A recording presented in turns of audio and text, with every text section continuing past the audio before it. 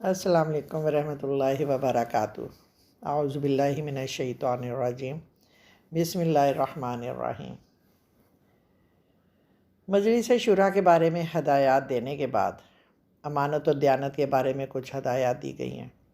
مثلاً یہ کہ مال غنیمت میں سے کسی قسم کی بددیانتی اور چوری سخت معیوب چیز ہے، اور یہ کہ جو شخص بھی امانتوں میں بددیانتی کرے گا وہ اس کا حساب دے گا، اور ہر شخص کا حق اسے پورا دیا جائے گا۔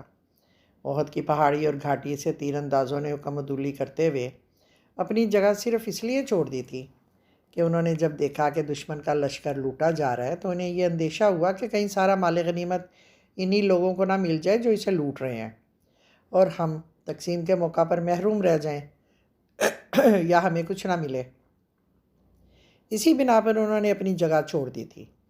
اسی طرح جنگ بدر کے مال غنیمت کے بارے میں بعض منافقین نے یہ پروپیگنڈا کیا تھا کہ غنیمت کی کچھ چیزیں غائب ہو گئی ہیں، اور اس سلسلے میں انہیں یہ شرم اور حیا بھی نہیں آئی کہ وہ حضور پاک صلی اللہ علیہ وآلہ وسلم کا نام لینے سے تو اعتراض کریں۔ جنگ ختم ہونے کے بعد جب آپ مدینہ تشریف لائے تو آپ نے ان لوگوں کو بلا کر اس نافرمانی کی وجہ پوچھی۔ انہوں نے جو عذر دیے وہ بہت کمزور تھے۔ اس پر آپ صلی اللہ علیہ وآلہ وسلم نے فرمایا، اصل بات یہ ہے کہ تم کو ہم پر بھروسہ نہیں تھا، اور تمہیں یہ گمان ہوا کہ ہم تمہارے ساتھ خیانت کریں گے اور تم کو حصہ نہیں دیں گے۔ اس آیت کا اشارہ اسی معاملے کی طرف ہے۔ اس لیے اس آیت میں یہ حکم اور قطعی فیصلہ آ گیا کہ حضرت محمد تو کیا، کوئی نبی بھی یہ ہرگز نہیں کر سکتا کہ وہ مال غنیمت میں سے کوئی چیز ادھر ادھر کرے یا کوئی چیز علیحدہ رکھ لیں، یا یہ کہ وہ بعض فوجیوں کو زیادہ حصہ دیں یا کسی طرح کی کوئی بھی خیانت کریں۔ یہ اس کی شان کے خلاف ہے، یہ ان کے مزاج، طبیعت اور نبوت کے خلاف ہے، یہ ان کے اخلاق کے خلاف ہے کہ وہ ایسا کرے۔ اس کے بعد ان لوگوں کو سخت تنبیہ کی جاتی ہے کہ جس نے مال غنیمت یا حکومتی مال میں خیانت کی تو اس کا انجام بہت برا ہوگا۔ مسلم اور بخاری میں امام احمد نے سفیان، زہری، عروہ، ابو احمد سعدی کی روایت نقل کی ہے۔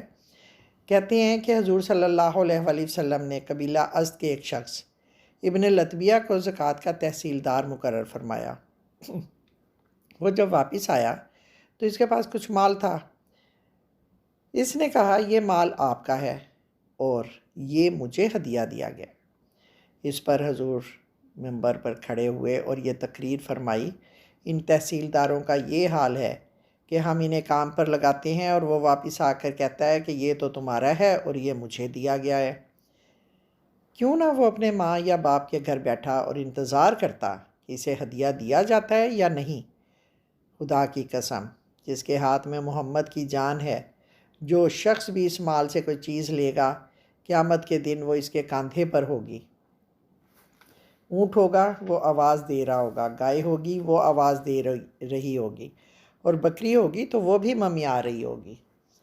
مسلم اور بخاری میں حضرت ابو ہریرہ رضی اللہ تعالیٰ عنہ سے روایت ہے، انہوں نے فرمایا، ایک دن حضور پاک صلی اللہ علیہ وآلہ وسلم ہم میں کھڑے ہوئے تھے۔ انہوں نے مال غنیمت میں سے چوری کا ذکر کیا اور اسے بہت ہی بڑا گناہ قرار دیا، اور فرمایا کہ قیامت کے دن مجھے کوئی ایسا شخص نہ ملے جو آئے تو اس کے کندھوں پر اونٹ ہو اور وہ کہے کہ یا رسول اللہ میری مدد کرو، اور میں اسے یہ جواب دوں کہ میں تمہارے لیے اللہ کے ہاں کچھ نہیں کر سکتا، میں نے تمہیں پوری طرح پیغام پہنچا دیا تھا۔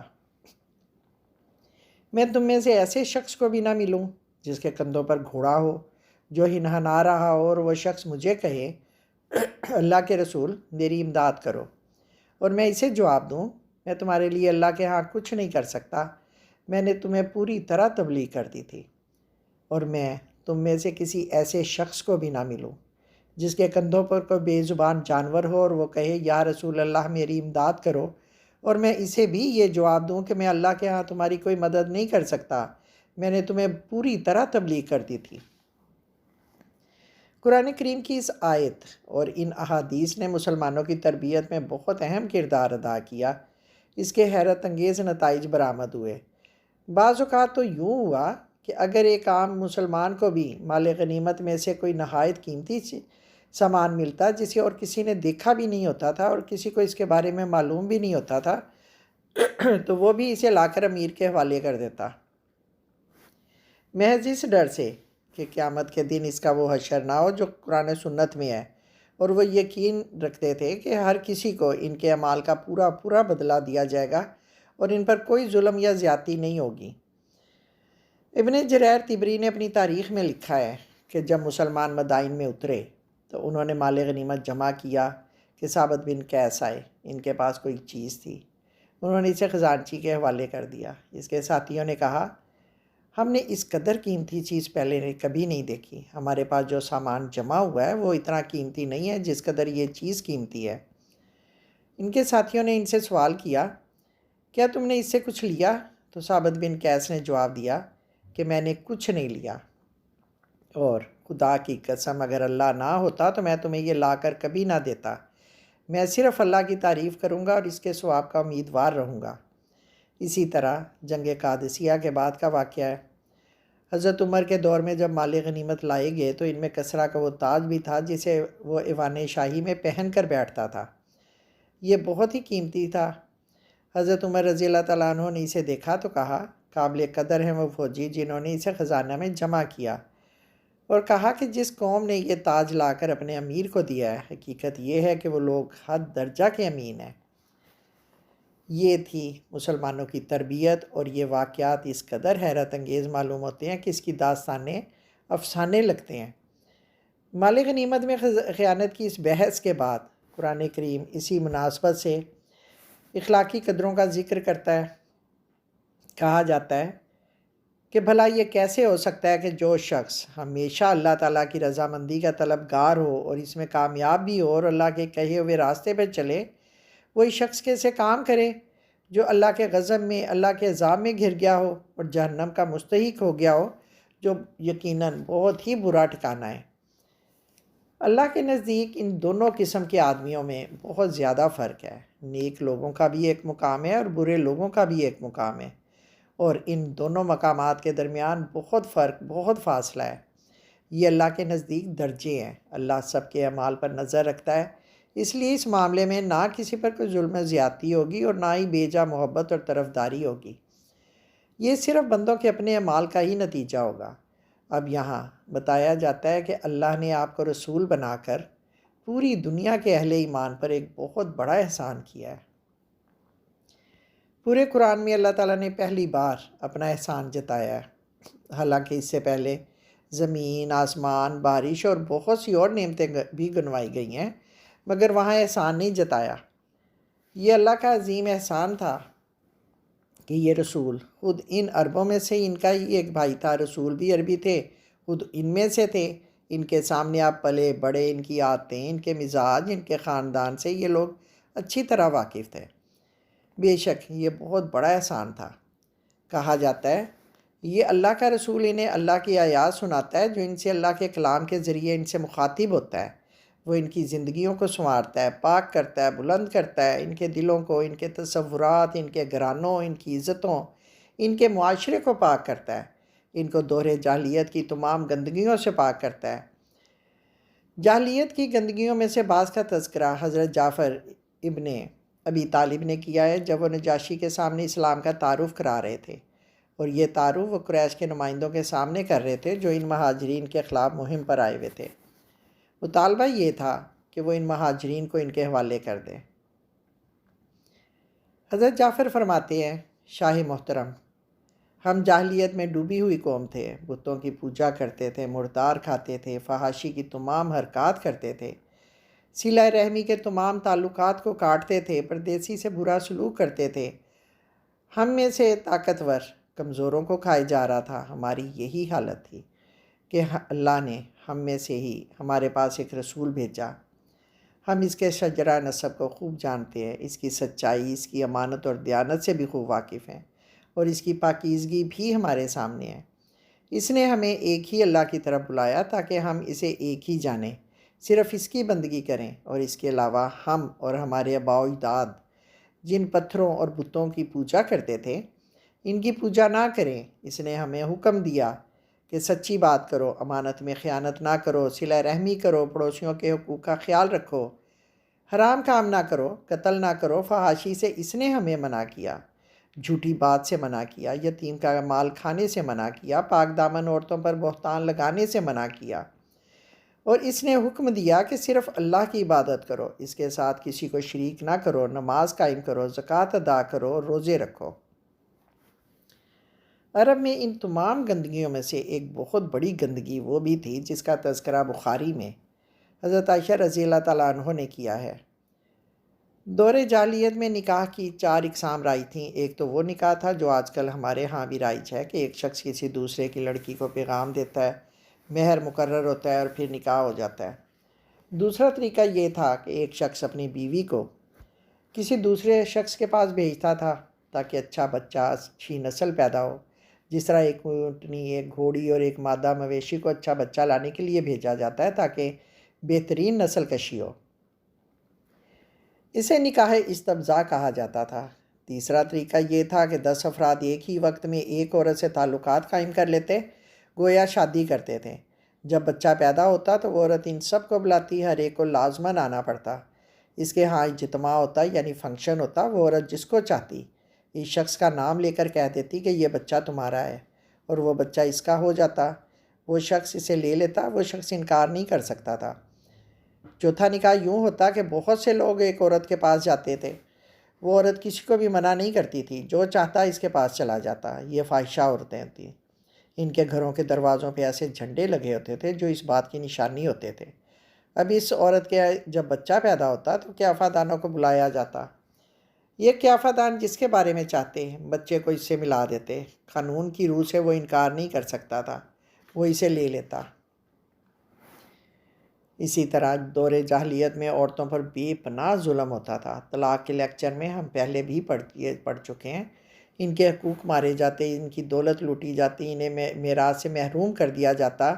اگر اسے طلاق ہو جاتی یا اس کا خامد فوت ہو جاتا تو اسے اس کی مرضی سے نکاح کرنے کی اجازت نہ ہوتی، اور وہ عورت وارثوں کو ایسے میراث میں ملتی جس طرح مویشی اور دوسرا سامان میراث کے طور پہ ملتا ہے۔ حضرت ابن عباس سے روایت ہے کہ اگر کسی کا باپ فوت ہو جاتا تو وہ بیٹا اس کی منکوحہ کا سب سے پہلا مستحق ہوتا۔ وہ اگر چاہتا تو نکاح کر لیتا، ورنہ اس کو گھر میں بند رکھتا جب تک کہ وہ فدیہ نہ دلاتی یا مر نہ جاتی۔ اسی طرح جاہلیت میں باپ، بھائی یا بیٹے کے فوت ہونے کے بعد کوئی بھی وارث جلدی سے بیوہ پر کپڑا ڈال دیتا تو وہ اس کی ہو جاتی، اور اگر بیوی خامد کے فوت ہوتے ہی میکے بھاگ جاتی تو وہ آزاد تصور ہوتی۔ دور جاہلیت میں خامد اس کے ساتھ بہت برا سلوک کرتا، بعض اوقات اسے معلق کر کے چھوڑ دیتا۔ کھانے پینے کی بعض چیزیں مردوں کے لیے مخصوص تھیں، عورتوں کے لیے وہ حرام تھیں۔ لڑکیوں کو تو اس قدر برا سمجھا جاتا کہ انہیں زندہ درگور کر دیا جاتا۔ زندہ درگور کرنے کی بھی مختلف وجوہات اور مختلف طریقے تھے۔ بعض لوگ غیرت مند ہونے کی وجہ سے اپنی شرمندگی چھپانے کے لیے لڑکیوں کو زندہ درگور کرتے تھے۔ بعض سبز آنکھوں والی لڑکیوں کو دفن کرتے، بعض سیاہ فام کو، بعض لنگڑی کو، بعض برز زدہ کو دفن کرتے۔ وہ لوگ ان صفات کو بدشگونی سمجھتے تھے، اور بعض فقر و فاقہ کے ڈر سے اپنی اولاد کو قتل کرتے تھے۔ اسلام نے سب سے بڑا احسان عورتوں پر کیا ہے کہ انہیں ان سب سے نجات دلائی۔ ان گندگیوں میں سب سے بڑی گندگی شرک بھی تھی۔ عرب بت پرستی اور بتوں کی پوجا کی بدترین صورتوں میں مبتلا تھے۔ ہر قبیلہ بلکہ ہر درے، ہر خاندان کا ایک بت ہوتا تھا جسے وہ پوجتے تھے۔ بخاری میں ابو رجاء اتاردی سے روایت ہے کہ ہم پتھروں کی عبادت کیا کرتے تھے۔ اگر ہمیں کوئی پتھر اچھا لگتا تو ہم پہلے پتھر کو چھوڑ کر دوسرا لے لیتے۔ اگر کوئی سفر میں ہوتا تو 4 پتھر لیتا، ان میں سے جو اچھا پتھر ہوتا اسے اپنا رب بنا لیتا، اور باقی 3 پتھر چولہے کے طور پہ استعمال کر لیتے۔ قبیلہ خزاعہ کا بنو ملی قبیلہ جنوں کی پوجا کرتا تھا۔ سعد کہتے ہیں ہمیر سورج کی پوجا کرتے تھے۔ کنانا چاند کے پجاری تھے۔ قیس، شعرا اور بنو اسد عطارد کے پجاری تھے۔ بنو تمیم دیران کے پجاری تھے۔ رہی جنگ تو وہ ان کے لیے نہایت ہی معمولی بات تھی۔ معمولی باتوں پر سالوں قتل و غارت گری ہوتی رہتی تھی۔ قبیلہ بکر اور تغلب کے درمیان جنگ ہوئی اور 40 سال تک ہوتی رہی۔ جنگ یوں شروع ہوئی کہ کلیب رئیس ماد نے تیر مارا جو بسوس بنت منقذ کی اونٹنی کے تھنوں میں لگا۔ جساس ابن مرہ نے کلیب کو قتل کر دیا۔ اس پر بکر اور تغلب قبائل میں جنگ چھڑ گئی۔ اس میں اتنے لوگ مارے گئے کہ دفن نہ ہو سکے۔ اور اسی طرح جنگ داس کا حال بھی ایسا ہی تھا۔ قیس ابن ظہیر کے گھوڑے کا نام داہس تھا۔ قیس ابن ظہیر اور حذیفہ ابن بدر کے درمیان ہونے والے شرطیہ مقابلے میں داہس آگے تھا۔ ایک شخص جو اسد قبیلے سے تعلق رکھتا تھا، اس نے اس کے آگے رکاوٹ ڈالی اور حذیفہ آگے نکل گیا۔ اس کے بعد قتل و غارت گری شروع ہو گئی، بدلے پہ بدلہ لیا جاتا رہا، اس میں ہزاروں لوگ مارے گئے۔ اس آیت میں ایسے ہی لوگوں سے خطاب کیا گیا ہے جو ان پڑھ اور جاہل تھے، وہ لکھنا ہی نہیں جانتے تھے بلکہ عقل اور سمجھ بوجھ کے اعتبار سے بھی امی اور جاہل تھے۔ اللہ کا عظیم احسان تھا اس امت پر کہ اس پیغام کی وجہ سے، اس رسول کی وجہ سے اور اس کی رسالت کی وجہ سے ان کی زندگیاں سنور گئیں۔ اس عظیم احسان سے انہیں صرف شیطان ہی پھیر کر گمراہ کر سکتا ہے، حالانکہ ان کو اللہ نے حکم دیا ہے کہ اس شیطان کو دھتکاریں، اس سے بچیں، اس کے فریب میں نہ آئیں، اس کے مکر اور دھوکے کو پہچانیں اور اللہ کے اس عظیم احسان پر اللہ کا شکر ادا کریں۔ یا اللہ، ہمیں شیطان مردود سے بچانا اور ہمیں اپنے شکر گزار بندوں میں شامل کرنا۔ آمین ثم آمین، فی امان اللہ۔